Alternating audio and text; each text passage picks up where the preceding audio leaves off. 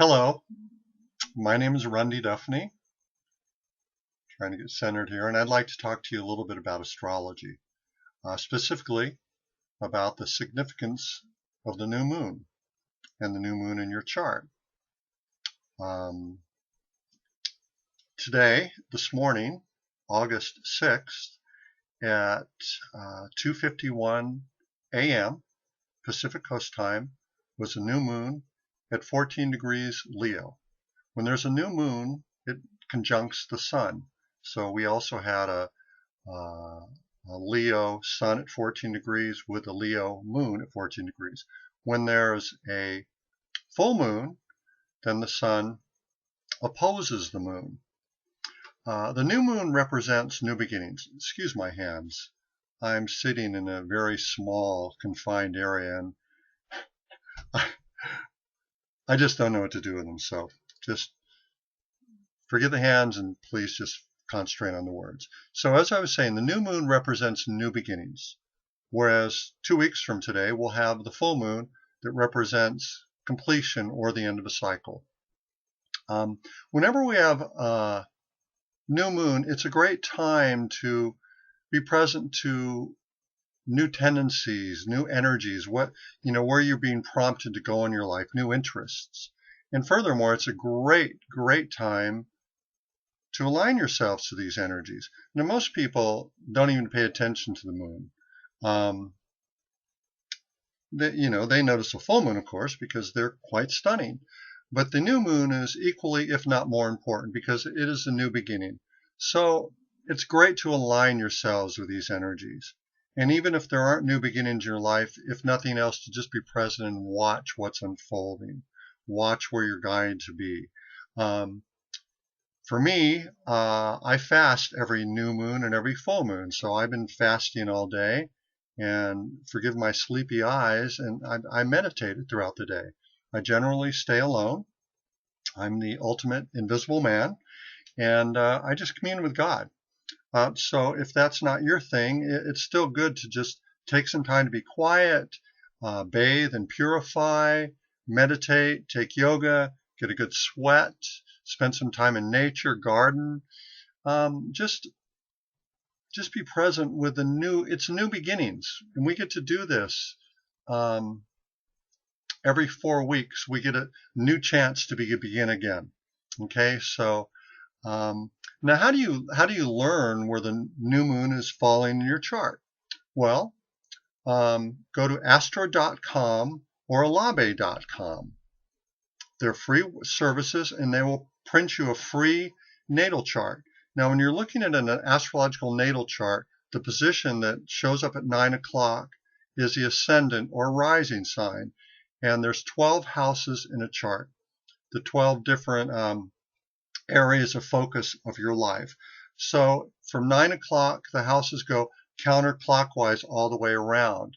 So when you print your free chart, then notice where the moon, the new moon, or the full moon is showing up in your chart. And that will be the area of focus in your life, an area that's highlighted, like the proverbial, pinball machine that's ding, ding, ding, ding, ding, lighting up in the bonus. You're in the bonus. Today is a bonus day, new beginnings. So seize it. It's an important tool. Astrology is a very, very important tool. And remember, it's not some new age jargon, foo-foo stuff. It is a science. It is a mathematical science. It's been practiced for thousands of years by great scholars. It was highly revered by the Greeks and further perfected by people like Socrates and Aristotle, and most of all, Plato. Then it went on and on and on, and all through the ages, everybody has used it. Carl Jung was an avid astrologer, and it was also a great tool for growth for Albert Einstein. So why am I doing this? Well, a friend of mine, actually, I was watching a few weeks ago a video, an interview with Steve Jobs, the late Steve Jobs. A few days later, I was talking to a friend of mine about it. And she said, oh, yeah, I think he was really arrogant. And I thought, arrogant, is he? Because as an astrologer, I'm always wondering about people's behavior. Are they being really arrogant, or are they just really like a force of nature? So I studied Steve Jobs' chart as well as his numerology. Steve Jobs, when you're studying astrology, just generally speaking, you study the three primary signs: the sun, the personality; the moon, the emotional life; and the ascendant, physical body. Steve Jobs was Pisces. Pisces is a mutable water sign. Furthermore, his Pisces sun was in the natural house of Virgo. So he's going to be a perfectionist in some way or another. And so Pisces is a sign of the cosmic dreamer. Basically they're the mystic. They channel God. They're very unconventional, and they just download God. They're incredible. So his rising sign was Virgo. So there's Virgo again. Like I said, the sun is in the natural house of Virgo, the 6th house. Then the rising sign. Okay, Virgo is a mutable earth sign. So 2 mutable signs, a sun sign and a rising sign. Now Virgo there with Pisces in the natural house Virgo, you can be sure that this guy has a great attention to detail. Most likely is either really intelligent, if not brilliant. Okay, but still, he's never going to be able to get anything done because both signs are mutable. Aha! So his moon sign is in the 7th house in Aries. Aries is a cardinal fire sign ruled by the planet Mars. By the way, Virgo is also ruled by Mercury, the planet of communication, the airwaves, okay? So he was doing what he was supposed to be doing. So with his Aries moon in the 7th house, makes him very charismatic and likable to men and women. But also, more important, Aries is a sign of the visionary and the pioneer. So he could make a decision, and otherwise, he was a perfectionist.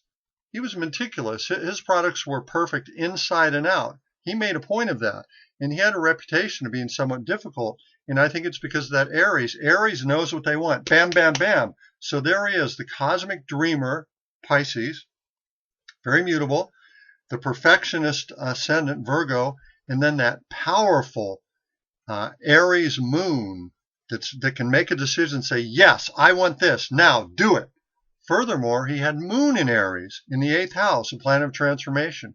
So this guy, when God decided to create the perfect person to create Apple, he dreamed Steve Jobs. Finally, using numerology, he was a 1, the visionary, the pioneer. He wasn't arrogant. He was a force of nature. He was doing what he was here to do. He did it and he left. By the way, today is a 2 in numerology. So using numerology combined with the Leo moon, Leo is a sign of creativity, okay, to shine. And then 2 means collaboration. Yet, at the same time, and forgive me if this is a little esoteric, but the moon is trining the transient planet Uranus, freedom. So basically, freedom to create, but with collaboration. So put that in your pipe and smoke it and use it however you may. So I hope this has been educational and entertaining. I will be doing these on a regular basis, and I will try to tackle esoteric subjects. Like I said, I love astrology. It's a very powerful tool, and I don't check my horoscope every day. I'm talking about real astrology, the scientific, the mathematical astrology. So I encourage you to learn your astrology, know your planets, and use it as this very powerful tool. It's that way you can live your life like Tai Chi, surrender to the moment, and like a feather in the wind, be blown where it is Spirit wants to take you. That way it's easier to enjoy the ride instead of struggling and trying to control life and trying to turn things into things that they just do not want to be. So once again, free chart, astro.com, alabe.com, and please join us, our devotional Tantra spiritual community. It's on Facebook, Devotional Tantra Facebook page. It is a Tantra community founded in spirituality. And if you would like to get in touch with me, just go to devotionaltantra.com. Once again, devotionaltantra.com. Forgive me, like I said, a lot of meditation and I'm fasting and pretty delirious, but you know what? I like it that way. I love the new moons and I'm so happy to be alive. What a gift, huh? What a gift to enjoy this human experience. So until next time, live large, love like there is no tomorrow, and most important of all, practice kindness. Okay? This is Rundy Duffany signing out. Bye.